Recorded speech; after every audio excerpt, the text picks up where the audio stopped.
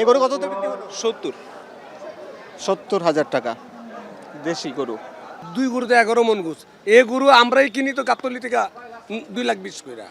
এখন আমি দুইটা পাই 4 লাখ টাকা। সর্দি পাবনা এই দুইটা গরু আছে, এই জন্যই যদি আমার গাড়ি থাকতো তাহলে আমি গরু বেচতাম না, ঠিক আছে, আমি গরু নিয়ে যাইতাম।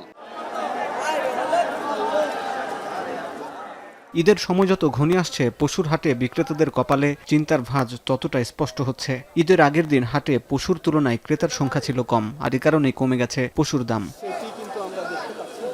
অথচ আগের 2 দিন হাটের চিত্র ছিল সম্পূর্ণ ভিন্ন।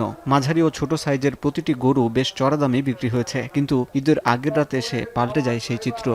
দাম ধরেন আমাদের এখানে পড়ছে 175,000 দাম বলতেছে, 140, 30, 25 এরকম দাম বলতেছে। কালকে দাম বলছিল ভালো, আজকে দাম বলে কম। আর মধ্যে 4টা গরু বেচছি আমি, অনেকটা লস দাম। যেটি আমার 200 কেনা, এই গরু দাম করে 130, 35, 140। এই অবস্থা, বাজার খুব খারাপ, বেচা কিনি নাই, কাস্টমার নাই বাজারে। 300 কিলোমিটার দূরে বান, এই গরুকে নিয়ে যাবো এখন বাসায়। তো লাভ হয়েছে। প্রথম যেগুলো বেশি 2-5টা আলার আমাদের 5,000, 10,000, 15,000 এমন হয়েছে।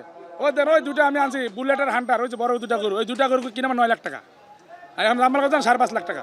একটা গরুতে 50,000 লস হবে, 50, 40, 30। আমার এক জোড়া গরুতে লস হচ্ছে 80,000 টাকা, এক জোড়া গরুতে লস হচ্ছে 50,000 টাকা, এক জোড়া গরু হচ্ছে 30,000 টাকা। রাজধানীর আরও কয়েকটি হাট ঘুরেও শেষ মুহূর্তে একই চিত্র দেখা গেছে। যারা শেষ সময়ে কম দামে পশু কেনার জন্য অপেক্ষায় ছিলেন, হাসি ফুটেছে তাদের মুখে। প্রায় আপনার 1,80,000 টাকা এটা নিট বেচতে পারতো, কিন্তু আমি 1,08,000 কিনছি। আমার অনেক ফায়দা হয়েছে। চিন্তাই করতে পারিনি যে এত পানির দামে গরু যাচ্ছে। তো যেগুলো লাখের টাকার গরু, লাখের উপরে, সেগুলো এখন 70-80-তে পাওয়া যাচ্ছে। এখন আসলাম যে ভালোই দাম, কম কম মনে হচ্ছে, তো ভিতরে যাই আর একটু দেখবো। যদি আমাদের আগে কেনা হয়েছে, তো যদি এই সুযোগে আরেকটা কেনা যায় ছোটোর মধ্যে, তো সেই আশায় আসা। কাঙ্ক্ষিত দাম না পেয়ে অনেক ব্যাপারী অবিকৃত পশু নিয়ে রওনা হয়েছেন বাড়ির উদ্দেশ্যে। না করতে কেন, কি হয়েছে? 1,20,000 কম। কত আপনি চাইছেন? আমি 2 লাখ, 2.5 লাখ টাকা। আচ্ছা, এই গরুগুলো এই খিলগা পশুর হাটের থেকে এখন ঈদের আগের রাত সন্ধ্যায় এই গরুগুলোকে নিয়ে যাওয়া হচ্ছে। এই গরুগুলো বিক্রি না হওয়ায় অনেকে ফেরত নিয়ে চলে যাচ্ছেন।